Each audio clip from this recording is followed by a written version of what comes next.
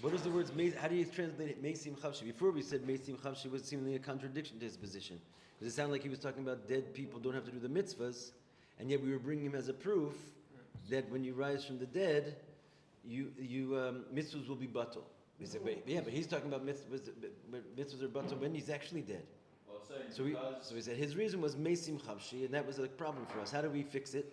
Because the death and the subsequent Tchiyas Meisim is like freeing you from the mitzvahs in the sense that you kind of become one with them. Yeah, You don't have to. commandedness. Yeah, you don't have to do that. Good. So what dies? It's like your ego dies, basically. Yeah, right? Self. When your sense of self, you're free from it. It's Meisim Chavshi. Therefore, the mitzvahs will be batal. That type of mitzvah where you're commanded and you feel separate. And therefore, what do we say? Yes, he can hold the view that mitzvahs are batal in the future, and yet we're going to give truma to Aaron, and we're going to be buried with kilayim, and even awake with kilayim. And how is that possible? Because as soon as we awake, either we're going to take it off, or it's going to magically disappear, because the whole world will be in a state of the Penimius Ratzon of Hashem. Yeah, everyone remembers? Good. That's not so simple to figure out. Well done. So we're going to start it from page 454. And ultimately, we are heading towards an answer to a bigger question. I'm just going to remind you what it is so we don't get lost in the woods. We were asking how the idea of the oral Torah could be eternal, and that even Rambam, brings the Hilchas Mashiach at the end of his Sefer in order to hint to us that in the days of Mashiach, this book of law, oral law, will be eternal. And then we said, well, how does it work with the fact that we're all going to go like Beis Shammai, right? And that even the Rambam himself is going to seemingly be no longer relevant in the future because all the laws are going to change, right? So we're still sort of working with that problem. So we said, how do we get to the next step? We said not only is the halacha going to go like Beis Shammai, and seemingly all the halachas previous to it will be batal, but even mitzvahs will be batal. And that's sort of like this kal v'chomer that we got to, and then we just worked on that kal v'chomer. We took away the kal v'chomer. Now we know what it means that mitzvahs will be batal. It doesn't actually mean the laws are going to go away, right? It just means that our experience with them will be different. But we still have this kind of question hanging there: what's going on? What's going to happen with all the halachas like Beis Hillel, and including the whole Rambam, where he's bringing this as the proof. Okay, but before we get to that, there's a little stage in between, which is called chapter 6 and 7. So let's do it. Everyone sees 454 Os Vav. Baruch atah Adonai Eloheinu melech haolam shel kol nivro. Tosefes Bir. To explain this further, I mudgash b'diuk halashon the base hamaymarim shelechura sostrim zeh lazeh. We want to emphasize the exacting language of these two statements, which we're working with, which have seemed to be contradicting each other the whole time. Right? One is, and we're going to look at the exacting language of them to understand a little bit how to undo our contradiction. What's the contradiction? Mitzvahs batelus lasid lavo. On one hand, we see that mitzvahs are batal in the future. On the other hand, our whole premise of this entire sikh is that the halachas shel Torah einad batel niolam, are never batal. Right? So mitzvahs are batal, they're never batal. But the Rebbe says, let's look at the actual wording. When it says batal, they're going to be nullified, it uses the word mitzvahs. When it says they won't be nullified, it says the halachas of Torah.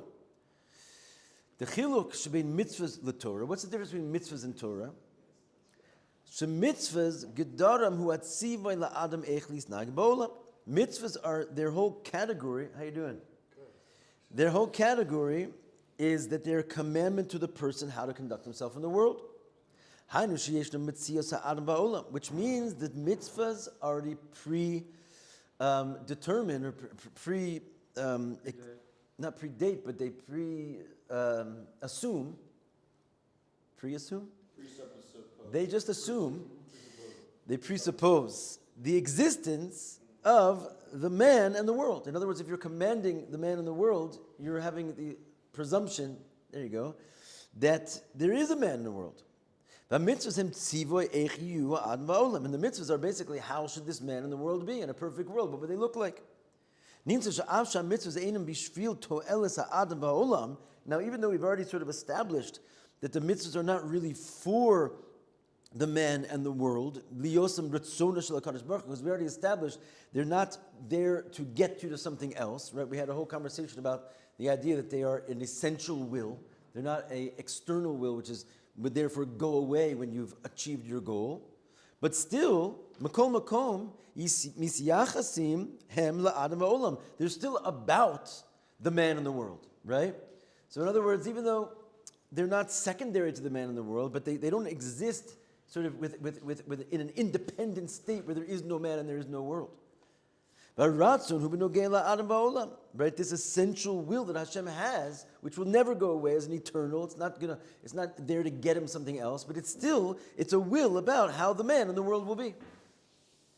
Masha'inkin Torah is really not on that level. Torah is a different thing.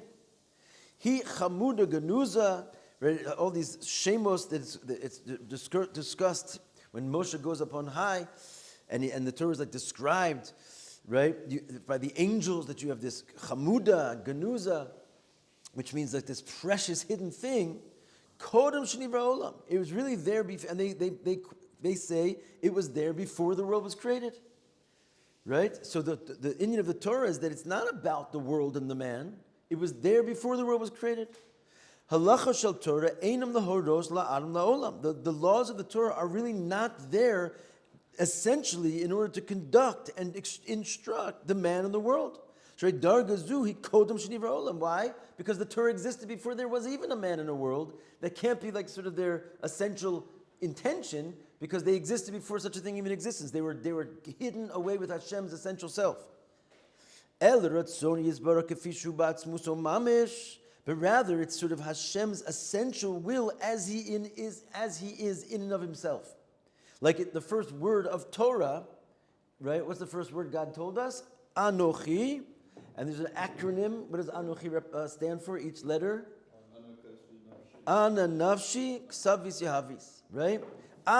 My soul, I wrote it down and gave it to you. So what is the Anochi of Torah? It's not about you and the world. It's basically my soul. That's what it is. It's God. God does not exist like essentially for, with in mind or with the intention of the world and the person. He's allowed to be just God all by himself. He's not associated with anything outside of himself. Whereas mitzvahs, this will that Hashem has, which is also an essential will, right? But inside of that essential will, it's already Hashem as he is in a relationship with the world and the mitzvahs as they would be perpetually and perfectly. But there's a stage before that, where it's basically just God alone. He's going to give an interesting footnote 49. Yeah. The Torah literally starts saying Hashem created the world. Hashem created man. Hashem created these, it's literally talking about how the world was created and the process of the world's, rectification. It's true. It's true. You say that has no... We'll explain. But the reality is, it did exist before the world was created, and seemingly existed in such a situation where it's not there for the world. Right? In other words, Hashem didn't have it in existence before creation because it was merely the blueprints of creation. Mind you, he quotes Anochi Hashem Elokecha, which is an interesting way to say, well, this is what the Torah starts with, because the Torah has two starts, right? On one hand, the Torah starts with a base, which is Bereshis Bar Elokim, and that seemingly is the beginning of the Torah. But what does the first Rashi say? The Torah shouldn't have started here. It should have started over later. But and what is the Torah of the Aleph, so to speak? Anochi, right? So there's the Torah as it is, sort of like that Hashem is creating the world and he's talking to the world, which is, but there's a Torah of the Aleph, which is the Torah of it's not shaykh to the world. So you ask, but Torah is one. So why does that same Torah, which is not part of the world, start with, in other words, it's God himself. Why does it start with a base? And the base is Bereshis, and it's talking about a world. You have a very good point. We'll see in 1 second. Okay? But before that, let's look at footnote 49. So he says, if you look in chapter 5 of Tanya, he writes there, he's speaking about certain halachas of the Torah, and he's telling you that these are the essential, they're essentially one with God. And he says, even though there's certain things that the Torah is going to speak about that never were and never will be. In other words, it's describing cases that never happened and never will be. Binyan prati halachas delo shchichi klal, regarding certain halachas that you'll never find. And it never took place. There's a whole halacha describing a scenario that never happened and never will happen. Right? One of the places that's brought elsewhere is the Ben Sora More, right? This like son that ultimately winds up guzzling meat and wine, and if you look at the laws on it, it's like it's some kind of an extreme measure that you don't think you can put that much in your mouth at one time. Raw food also. Raw food and everything, and then all of a sudden he gets killed by his parents for taking the Beis Din and kill him. And it says basically this never happened and never will happen. It's a whole sugi in the Torah. It's a mitzvah, all the halachas, and he doesn't even bring that one here. He says, I guess a little bit more calm one, Ira nidachas lo haisav lo asir liyos. This is interesting. Sanhedrin says, an ira hanidachas. What's an ira hanidachas? City of something. A city of, you know? Ira hanidachas is basically when most of the city's inhabitants will have worshipped idols. And there's also a lot of details over there. They have to be tucked into it by the people of that city, and it has to be more than one. All kinds of mamish detailed laws about how such a scenario could take place. Then what you do is you basically you kill every single person in the city, you burn down the whole place, and you're never allowed to use its place or it's anything from there. It's everything is off limits. So it's a whole intense, complex law how to carry out this thing. And it says such a thing never was. There was never a city that the whole people of that city had to be killed for this crime. Doesn't that sound kind of like pseudo? I guess it's before Torah. Before Torah, yeah. No, yeah, that's my question. No. This is first of all, God's killing people is not what this mitzvah is about. Right. This is about the Beis Din, this judging and finding out exactly what happened. Sitting together the Sanhedrin, making a pasak. Yes, this fills the criteria of the Ir HaNidachas. Bring out man, woman, and child, by the way, and just kill them all, by the hands of the Beis Din. This is the law. It's not like some kind of something mina shamayim. This law never was and never will be. That's what it says in the Gemara of Sanhedrin. So why are we bringing this? Yesh lomer halachos elu mizbate inyanim amiti shel halachos hilchos Torah kfi shelamayla mishaychos leolam. They're saying, what are these laws bichlal? Why do we have them? So you see from here that these laws, just to say it exactly in the Rebbe's words, they express true things of the laws of Torah as they are beyond the world. Right? In other words, because the Torah is not here for the world. All these things exist exactly perfectly in their place. And the fact that they have no relationship to this world is not a contradiction to them existing there, because their true place, is in God's Torah, which precedes the world, and it maintains an eternal reality which is beyond the world, to the point that nothing of it is shaykh to this place, not to the man, not to the world. It's like his private business. Okay. Okay, so what he's saying is, through those specific laws, like the 2 that we mentioned, we can actually learn about all the laws of the Torah. They all have a dimension like that. Even though the rest of the laws, they sort of filter into our reality, and we actually live our lives and the world, trying to conduct the world with them. But that's already sort of as they drop into what we would call the realm of mitzvah, which we said before is sort of a different aspect of Hashem's will, as he is in conjunction with this world and man. But really, all the laws have a prior, let's say, state of the aleph of the Torah, and some laws even just stay there, that they never wind up having any business in this world.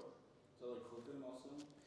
Again, not necessarily, because chukim, I would say there's something to that, but chukim also, we follow them, we practice them. Right, but they don't make sense necessarily. Okay, so on that level, you can sort of say that there's a similarity. It's almost the opposite. Chukim are things that are practically done where you don't understand the backing for them, and these are talking about things that are never practically done, but we understand the underlying concept, almost like reverse chukim. A reverse chuk? Okay. So let's continue, because I'm still trying to hunt down Mendel's question. He's really got his finger on the button here, which is, but why is the Torah, which is beyond the world, actually speaking about the world, right? So, but the Rebbe is going to explain that. Those mitzvahs that are in that level, in a way, are they not missing out What mitzvahs? Oh, those mitzvahs that we just described? Yeah, you Okay. never manifest them. Like, isn't that like the shleimut of it would be that it gets to actually come down, even though every mitzvah has that little in that. If its Inyan is Torah, not mitzvah, that's what the point he's trying to make. It doesn't have mitzvah reality to it. Then it would be about the man in the world. But that's already like a lower level of Hashem's essential will. In the like essential will of Hashem, he has an aspect of him which is an eternal will, but that eternal will is still in a relationship, right? There's an aspect of Hashem, Ana nafshi. I'm by myself. I'm not in any relationship. Can God do that? I hope so, because Einod milvado, and he is only one, and there is only one.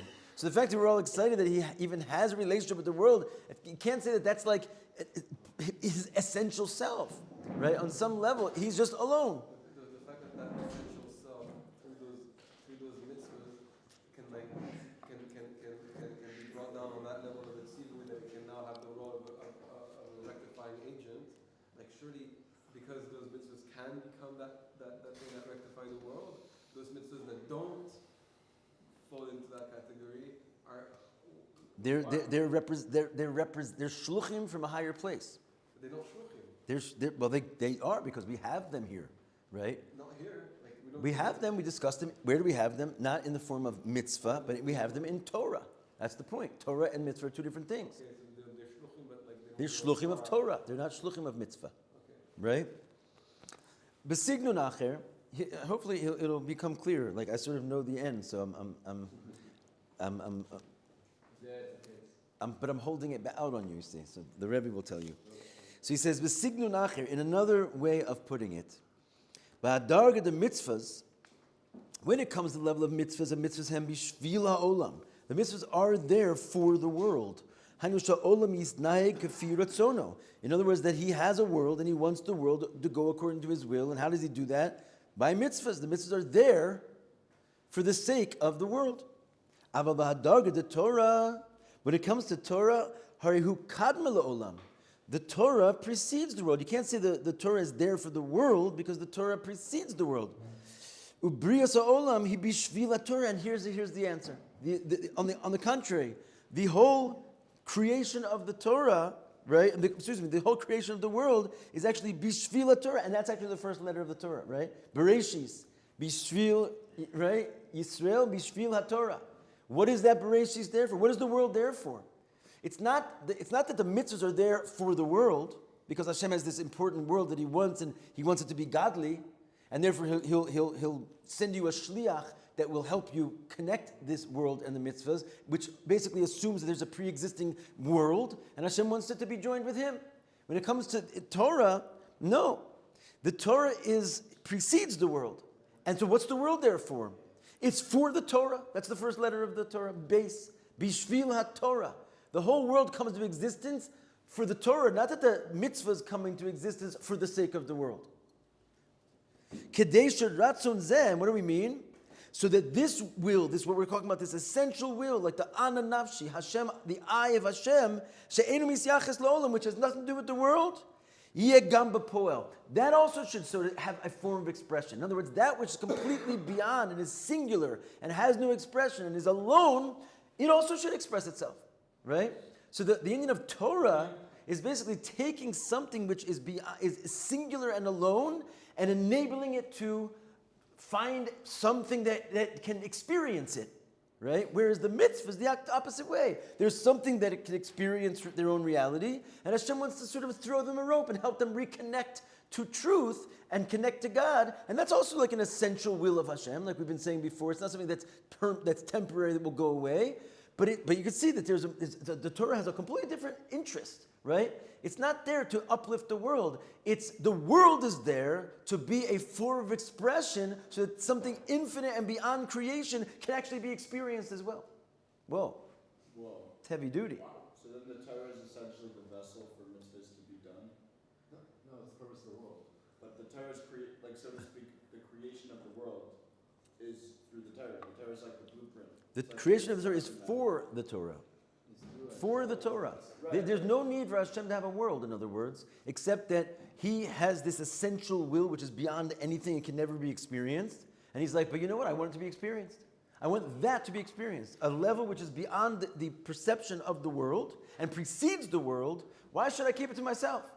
Right? And so he's basically, he creates a world for one reason and one reason alone, so that which is beyond the world can be experienced. And that's where the Torah starts. Base, Bereshis, Bishvil HaTorah. What is this doing here, this Bereshis? It's for the Torah. This is his answer to Rashi's Bishvil Reishis. He says Bishvil Torah instead.